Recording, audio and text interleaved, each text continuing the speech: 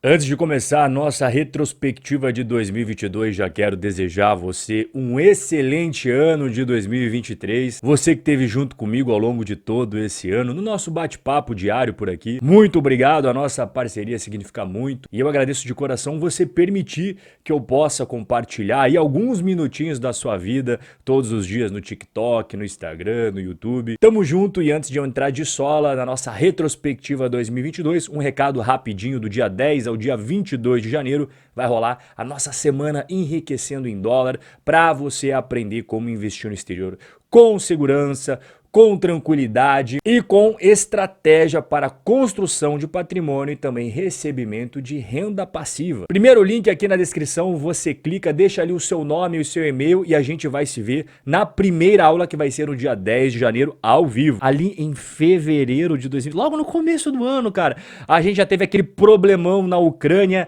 a Rússia acabou entrando e tendo um monte de treta. Eu censurei várias palavras aí que são proibidas aqui na plataforma, mas você sabe muito bem do que eu estou falando e isso tem total conexão com o tópico da inflação, porque em 2022 a inflação atingiu recorde nos Estados Unidos. Nos últimos 40 anos não teve uma inflação tão elevada assim. Na Europa também chegamos em recorde de 2022, mas a inflação não começou por causa da treta na Ucrânia, ela piorou por causa dessa treta aí, mas a origem dela você tem que voltar umas casinhas para trás. Tudo começou lá com C-19, quando os governos resolveram imprimir dinheiro no mundo inteiro justamente para pagar aqueles auxílios que você lembra, os benefícios. Isso não foi só no Brasil, não, foi no mundo inteiro. Então eles aumentaram a quantidade de dinheiro circulando no mercado, só que a produção de bens e serviços estava parada. Você lembra? Porque as pessoas estavam em casa. Então você teve uma paralisação da produção no mundo inteiro, principalmente na China, mas ao mesmo tempo os países do mundo inteiro fizeram políticas monetárias expansionistas, injetando dinheiro na economia. E eu entendo que eles fizeram isso para pagar auxílios, para pagar bolsa aqui, auxílio lá, dar dinheiro aqui, dar dinheiro lá,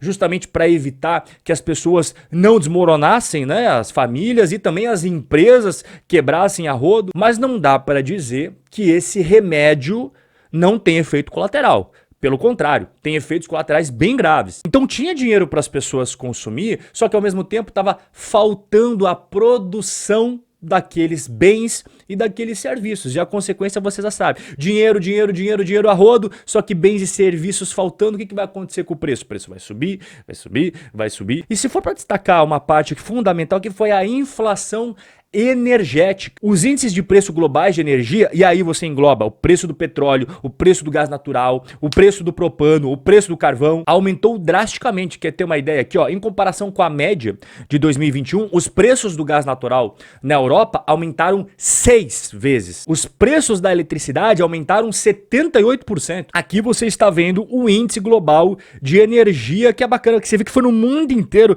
que o negócio foi subindo, foi subindo, foi subindo. Aqui, ó, desde lá aquele problema que nós tivemos do C-19 no comecinho de 2020, nunca mais nós tivemos uma queda no preço da energia no mundo inteiro, né? E vale ressaltar que qual que é um dos principais insumos para você produzir bens e até mesmo insumos necessários para a realização de vários serviços?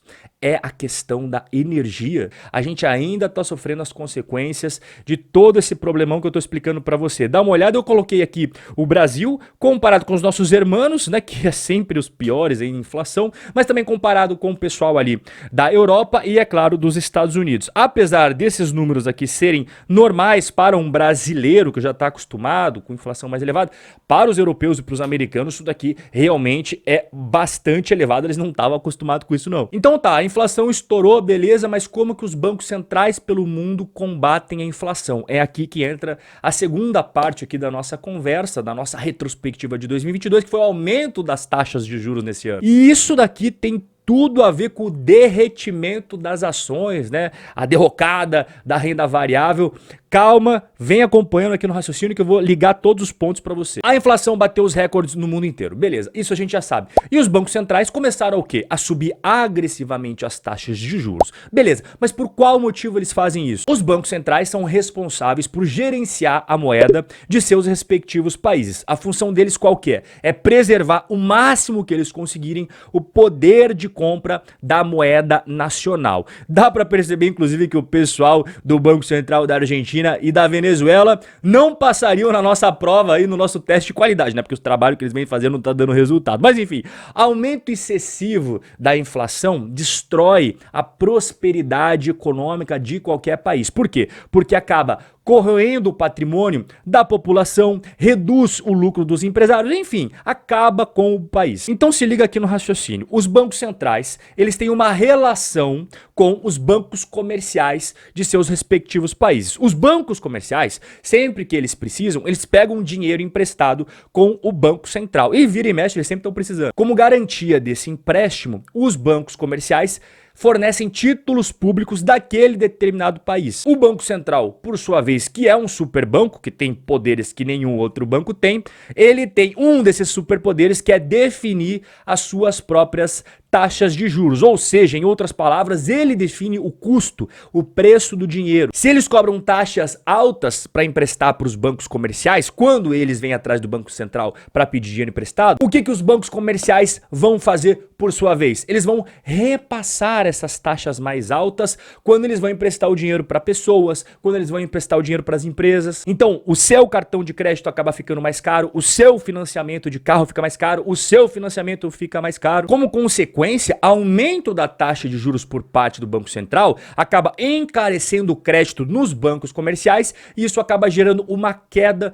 no gasto dos consumidores, porque a procura por bens, a procura por serviços na economia moderna é toda feita, a sua grande maioria ali, por conta do crédito. E quando o crédito fica muito caro, acaba tendo uma queda nos bens e serviços, as pessoas acabam consumindo menos e quando elas acabam consumindo menos bens e serviços, o que acontece com os preços? Eles acabam caindo também. E é exatamente aqui que chega na resposta do que os bancos centrais procuram quando eles aumentam as taxas de juros. Eles querem exatamente esses efeitos colaterais, eles querem que as pessoas gastem menos para que os preços sejam contidos e assim a inflação comece a arrefecer. Aqui você está vendo as taxas de juros, Argentina, Brasil, a zona do euro, Reino Unido e também os Estados Unidos. Como eu falei, para brasileiro essas taxas aqui são baixinhas, né? Mas para o americano que estava acostumado com taxas de juros ali na casa do 0%, para os europeus que também estavam acostumados com a 0%,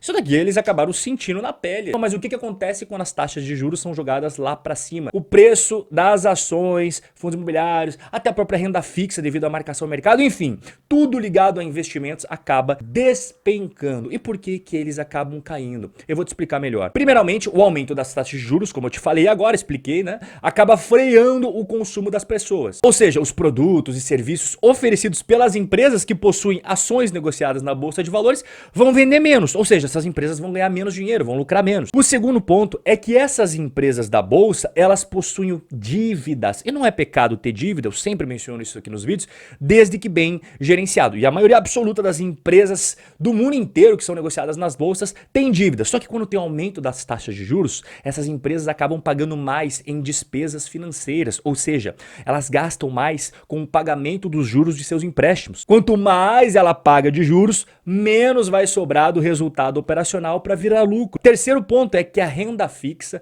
começa a ficar muito mais atrativa do que a renda variável. Porque a maioria dos investidores pensa assim: por que eu vou me arriscar comprando uma ação que eu não sei quanto pode me dar de rentabilidade, sendo que eu posso emprestar o meu dinheiro para o governo, que o risco é bem mais baixinho, né? Vai me dar ali 12%, 13% ao ano sem eu fazer esforço nenhum, sem eu levantar do sofá. Então tem muitos investidores que não seguem a filosofia dos Robin Hooders, que acabam apenas focando no curto prazo, e eles fazem essa troca imediata, né? Eles vendem as ações, eles vendem os fundos imobiliários no pior momento para se vender e trocam todos os investimentos de renda variável para renda fixa, pressionando ainda mais os preços para baixo. E não é à toa que você está vendo que nos primeiros 11 meses de 2022, a gente teve uma captação líquida. O que seria isso? O quanto de recurso que entrou e o quanto de recurso que saiu. Você vai somar e ver se foi positivo ou se foi negativo. A captação líquida positiva de 74 bilhões nos fundos de renda fixa, entrou muita grana ali, mas saiu muito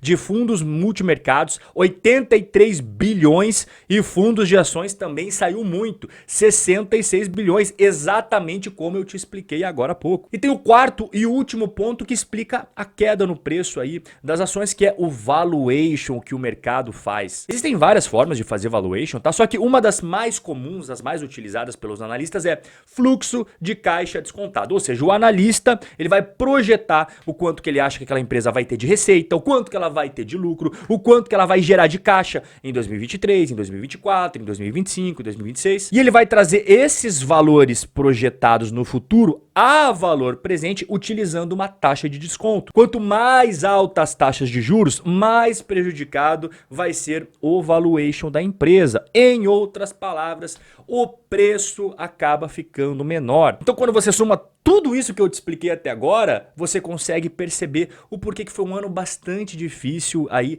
na renda variável em 2022 e tem alguns setores que sofrem muito mais do que outros, como por exemplo, a gente tem aqui na nossa tela Americanas e Magalu. A gente poderia até inclusive colocar a Via Varejo aí. O varejo sofre muito com todo esse contexto que eu expliquei para você, que foi a tempestade perfeita no ano de 2022. Outro setor que sofreu bastante aí foi o setor de tecnologia. Você vê que a Meta Platforms, que é a dona do Facebook, caiu bastante, o próprio Netflix caiu bastante. E ao final de 2022, agora no campo político, nós tivemos uma mudança no nosso querido país Brasil. Após 4 anos de um governo com um viés mais à direita, agora nós teremos os próximos 4 anos de um governo com viés mais esquerdo. Em 30 de outubro de 2022, o Brasil conheceu o seu novo presidente e o seu novo governo para os próximos 4 anos. O Lula foi eleito presidente pela 3ª vez. Eu até fiz um vídeo mais completo sobre as perspectivas econômicas do Brasil para 2023. Esse vídeo tá bem completinho. Eu mostro todos os desafios que você pode esperar para os próximos 4 anos. Eu vou deixar aqui em cima como sugestão para você assistir se esse tema te interessa. Ficou faltando alguma coisa na nossa retrospectiva? Por favor, não hesite em comentar aqui embaixo se ficou faltando algum ponto. E mais uma vez eu quero agradecer pela companhia ao longo de todo esse ano de 2022 que nós tivemos por aqui. E eu desejo mais uma vez um ótimo 2023 para você e também para as pessoas que você ama. Forte abraço, feliz ano novo e a gente vai se ver no nosso próximo encontro.